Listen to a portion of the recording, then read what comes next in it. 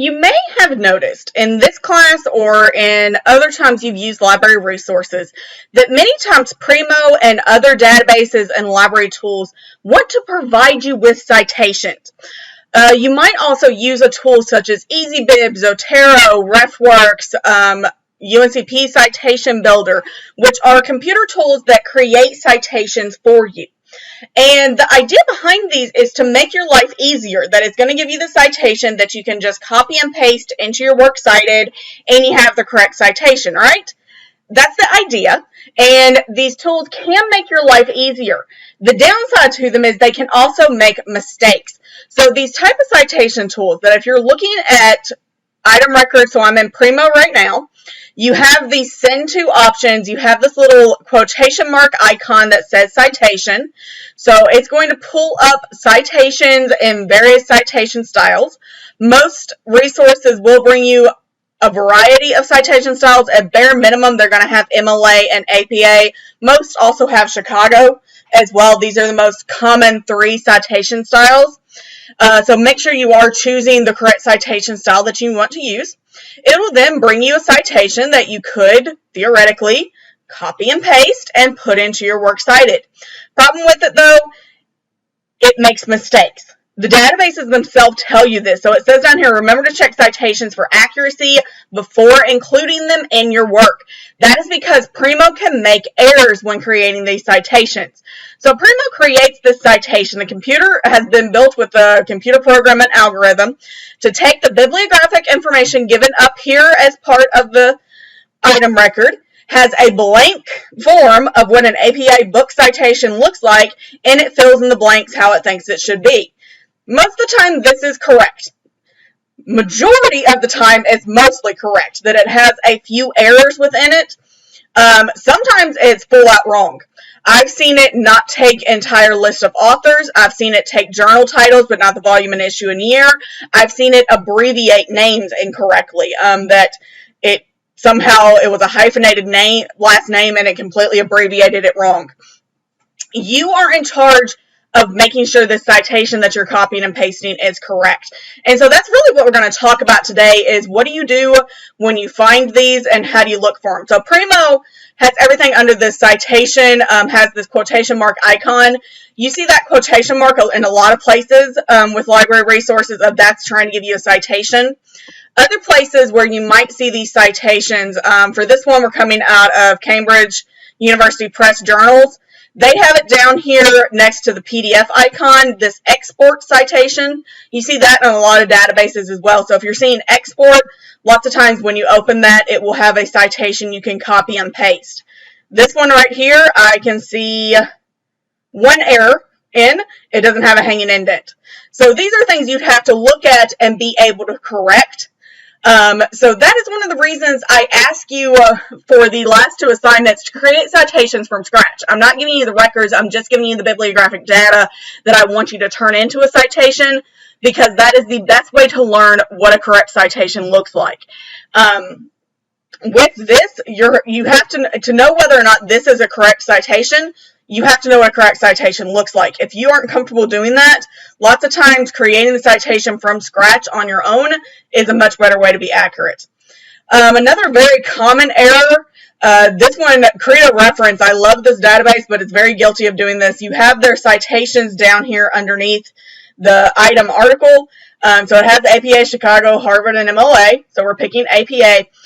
Many times databases, they want to give themselves credit. They're advertising their company as a vendor status, and so they put Credo Reference in the citation. It used to be with, I think, APA 5th edition, 6th edition didn't do it, MLA 6th edition as well. It was required that if you're using a database like Credo or EBSCOhost or something like that, to get your full text, they wanted that as part of the citation. APA 7th, APA 6th, MLA 8th, none of these require the database name anymore. So for sometimes editing these, you need to know what to leave out. That this is not correct. This is not something that I need to include there, and so sometimes you need to delete it. Coming back to this book I was showing you a second ago, it wants to list that this is the first edition of the book. That's not required. You only list the edition of a book if it's the second, third, fourth, or fifth, if it's something other than the first. So you would need to edit that by deleting things. Another really common error is many times when you're looking at these item records, things are not put correctly into the library resources. These are created by multiple different companies coming from multiple different journals. They're created by computers and compiled. Having things in all caps is a very common thing. I see it in lots of places to where the article title was put in all caps. It was maybe put that way in the magazine itself, or the journal itself, kind of as a typeface image thing, that this was the picture we wanted on the page, but we don't want that in the citation. There's no reason for this article title to be in all caps. Sometimes this one didn't do it to where it copy and pasted that into the citation in all caps. Lots of times I've seen the citation builders do that.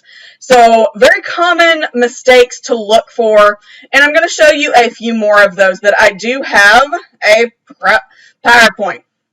So I borrowed this PowerPoint from one of our other librarians that he came up with this acronym of CPR talking about citations. So APA 7th citations, oh my. So most of the resources you're going to be looking at, and what I'm going to be showing you in this PowerPoint, is how to correct citations for book chapters, or journal articles. Journal articles would also include magazines and newspapers on how you cite those. So like we've been talking about, most databases and library catalogs and the Primo Discovery tool, they all bring you citations. Bad news, they're mostly wrong. It is more common for it to have an error in the citation than it is for it to be 100% correct. And it's more common by a lot.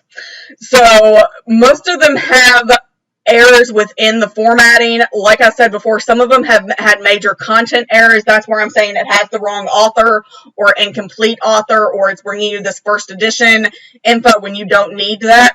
So the majority of citations from databases are often wrong, and you need to be aware of that and be looking for that. Expect for it to be wrong. Another problem students are having right in this very moment is the problem that APA updated from the 6th to the 7th edition. So the 7th edition of the, not APA style guide, sorry, I have a typo in this PowerPoint, was released in October of 2019. Lots of these library databases have not updated their computer system and their citation tools to include the rules from the 7th edition. They're still looking at the 6th edition rules.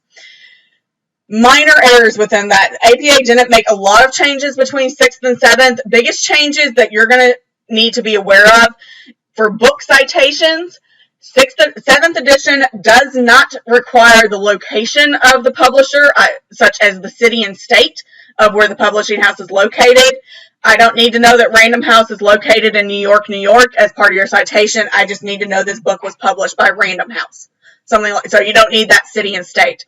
For journal articles, the biggest change is the number of authors you have to list. It used to be for the 6th edition of APA, if you had more than 7 authors, you got to start abbreviating your list of authors. APA now requires you 4 citations that go on your references page to list up to 20 authors. So those are the biggest 2 changes you need to be aware of, but most library resources you're going to be looking at, these vendors have not updated their citation tools, and so you got to be aware of that. So the CPR method, citation lifesaver. So using this acronym CPR, we're not talking about chest compressions. We're talking about copy, paste, and repair. So little acronym to get stuck in your head of what do you need to do when you're looking at these citations. So Primo is going to provide you with citations for books.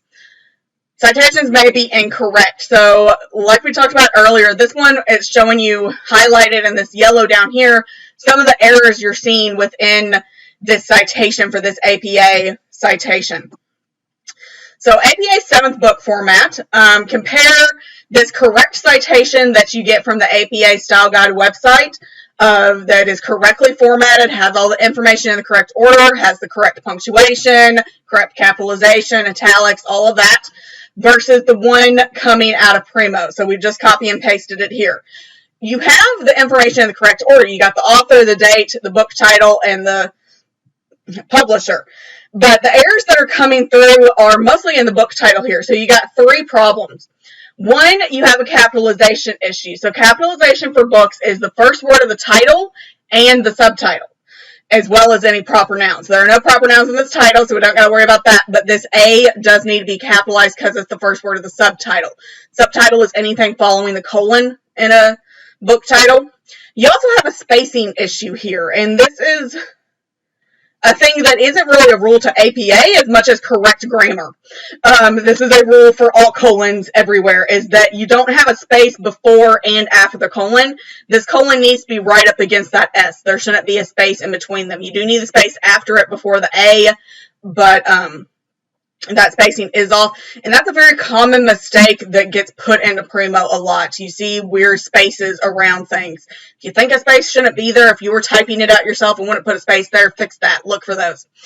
Another problem, you don't have the book title italicized. So no matter what citation style you're using, book titles are italicized, so you need this UFO Abductions, A Dangerous Game, in italics.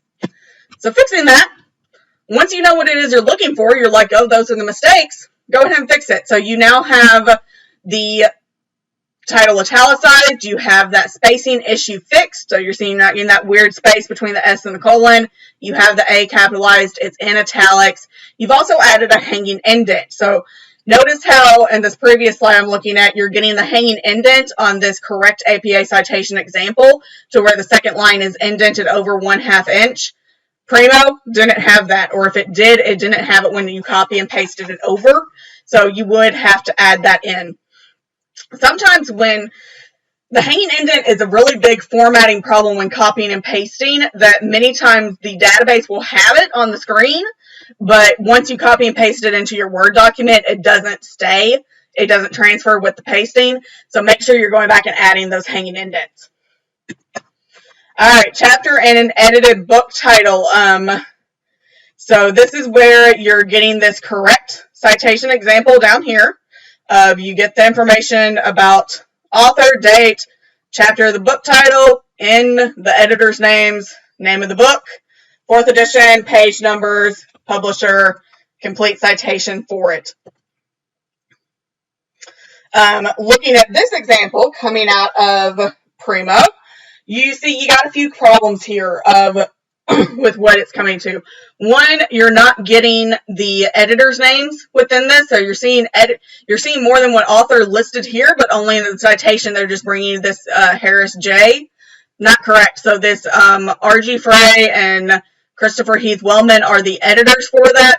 Sometimes you have to look at the full text to find that out, and it's easier when you're looking at the PDF to see that. I know I talked about that quite a bit in our bibliographic videos.